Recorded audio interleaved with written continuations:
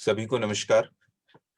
आज इस planet talk में हम भविष्य की शिक्षा पद्धति, फ्यूचर ऑफ एजुकेशन के ऊपर चर्चा करने वाले हैं। आज हमारे साथ श्री धनवीर सिंह जी उपस्थित हैं। धनवीर जी, आपको बहुत बहुत नमस्कार। जी नमस्कार।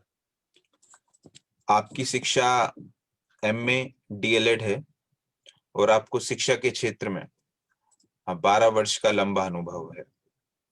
आप उत्तराखंड के पहाड़ी क्षेत्र में शिशु मंदिर लंबगांव में प्रधानाचार्य के पद पर कार्यरत हैं और आप शिक्षा से बहुत लंबे समय से जुड़े हैं। जैसा कि मैंने बताया कि आप 12 वर्ष से जुड़े हैं और आप वहां शिक्षा पहुंचाने की कोशिश कर रहे हैं जहां बहुत कमी है शिक्षा की।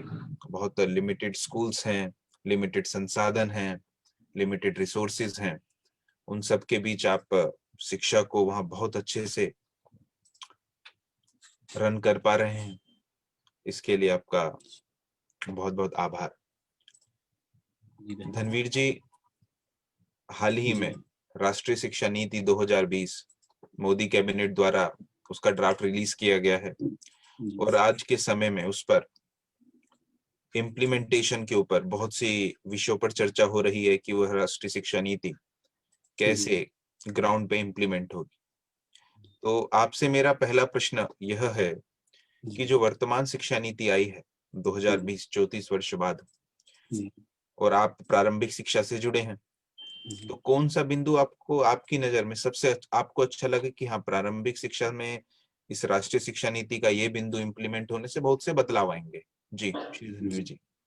जी, जो नई शिक्षा नीति देश के सभी प्राचीन भाषाओं को पढ़ने का विकल्प रखा गया इस नई शिक्षा नीति में, और विदेशी भाषा जैसे इंग्लिश। शिक्षा नीति में जो सबसे अच्छा बिंदु रहा है, देश के सभी प्राचीन भाषाओं को पढ़ने का विकल्प रखा गया है।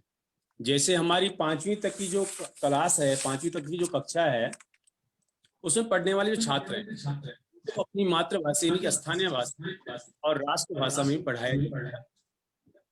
बाकी विषय चाहे वो अंग्रेजी क्यों न हो, शब्द के तौर पर पढ़ाया जाए।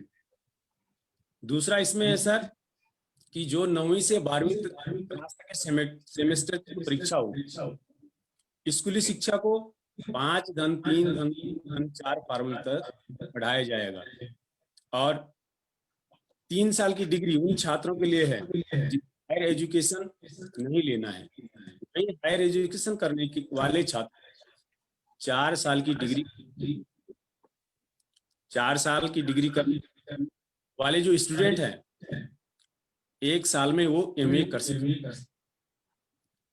और अब स्टूडेंट को MPhil नहीं करना होगा, MA के छात्र अब सीधे PhD कर सकते हैं, जो कि इस नई शिक्षा नीति में ये बिंदु रखी गई। जी जी, चलिए हम अगले प्रश्न की ओर बढ़ते हैं। जी, कोविड में जो भी वर्तमान समय चल भी रहा है और जब मार्च में पहला लॉकडाउन लगा तो आप लोगों ने शिक्षा अवरुद्ध ना हो इसके लिए टेक्नोलॉजी का भरपूर उपयोग किया। जी। उस ऑनलाइन शिक्षा को देने में घर से अपने घर से छात्र के घर तक पहुंचाने के लिए जो भी ऑनलाइन शिक्षा के प्रारूप यूज किए होंगे, उसमें किन मुश्किलों का आपको सामना करना पड़ा? जी, देखिए सर, जो ऑनलाइन शिक्षण कार्य हमने आजकल लॉकडाउन में करवाया है, उसमें दिक्कतें तो बहुत सारी आई सर। क्योंकि ऑनलाइन में क्या हुआ कि घर पर तो एकदम पहले तो नहीं जा सकते थे, सभी शिक्षक बच्चों के घर में नहीं जा सकते थे, तो हमने ऑनलाइन का यानी कि अपने मोबाइल स्मार्टफोन का इस्तेमाल किया, बच्चों के ग्रुप बना करके उनको ऐसे मीटिंग ज्वाइन करवा करके उनको ऑनलाइन शिक्षण का हमने कार्य करवाया। लेकिन यहाँ पर समस्याएं नेटवर्क की जैसे अभी चल रहा है सर कि पहाड़ी दूरस्थ क्षेत्र हैं, तो यहाँ पर नेटवर्क की बहुत ही असुविधा है और अधिकतर बच्चे जो हमारे स्कूल में पढ़ते हैं उनके सबके पास स्मार्टफोन नहीं है। इस चक्कर से वो इस शिक्षा से या हमारे जो कार्यक्रम है ऑनलाइन, इससे वो वंचित रह जाते हैं। तो ये कमियां इसमें हैं। और कई क्षेत्रों में बिजली कनेक्टिविटी भी सही ढंग से नहीं हो पाती है, जिससे उनका फोन जो है तो पूरी तरह से चार्ज नहीं हो पाता है।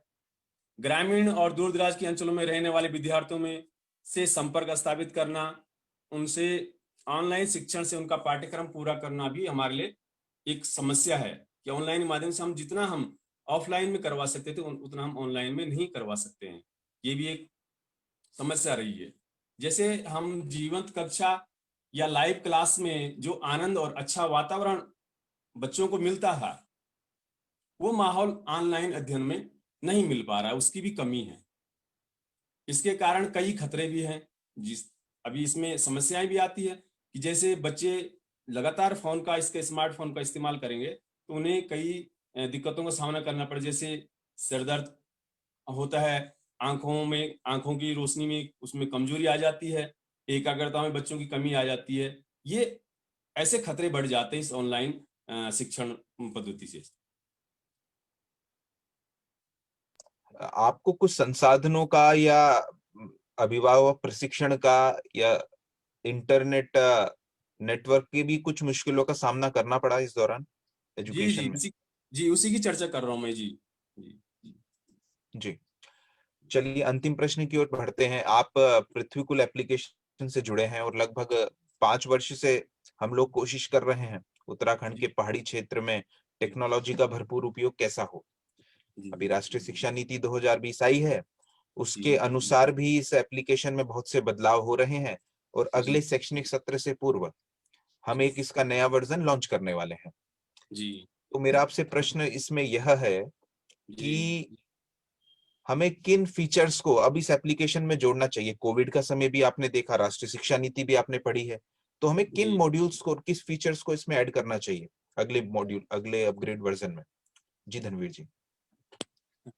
पृथ्वीकुल में। जी, आपको क्या लगा कि क्या जी ऑनलाइन सबसे शिक्षा में और प्रभावी हो सकती है, कैसे?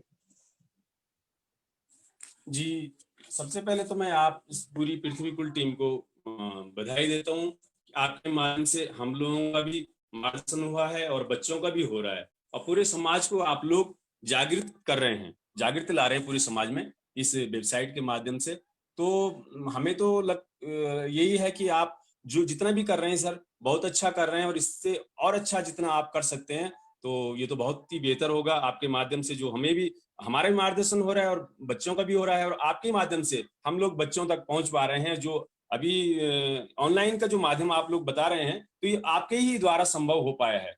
जितना भी हमने प्रयास किया है, अभी हम सब कुछ ये ऑनलाइन ही कर रहे हैं। शिक्षण तो अभी हुआ लॉकडाउन में, लेकिन उससे पहले जो हमारा विद्यालय के जो भी कार्यक्रम होते हम ऑनलाइन ही करवा, जैसे अपने रजिस्टर का काम हो गया, अटेंडेंस हो गया, बच्चों का मैसेज देना है, शुल्क का है, सारा काम हम इसी से कर रहे हैं। तो ये सारा आपके ही माध्यम से। और हम इस क्या बता सकते हैं, आप तो दिन रात इसमें लगे हुए हैं, पूरी टीम लगी हुई है। तो आप जितना अच्छा करेंगे, हमें विश्वास है कि वो बेहतर ही होगा सर।